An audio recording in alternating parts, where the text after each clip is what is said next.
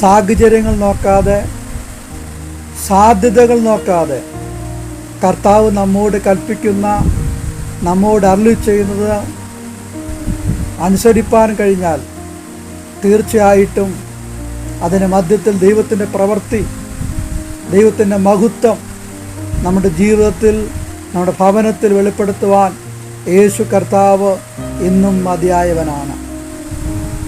നമ്മോട് കർത്താവ് എന്താണ് കൽപ്പിക്കുന്നത്, എന്താണ് അരുളി ചെയ്യുന്നത് എന്ന് ശ്രദ്ധ വെക്കുവാൻ, അവൻ്റെ വാക്കിനെ ചെവി ചായ്ക്കുവാൻ നമുക്ക് കഴിയുന്നുണ്ടെങ്കിൽ, അത് കേട്ടനുസരിപ്പാൻ നമുക്ക് കഴിയുന്നുണ്ടെങ്കിൽ, നമ്മുടെ ക്രിസ്തീയ ജീവിതത്തിൽ ദൈവത്തിൻ്റെ മഹത്വത്തെ നമുക്ക് ദർശിക്കുവാൻ കഴിയും. ദൈവിക അനുഗ്രഹം നമുക്ക് പ്രാപിപ്പാൻ കഴിയും. കർത്താവ് പറയുന്നതിനെ കേട്ടനുസരിപ്പാൻ അനുസരണത്താലുള്ള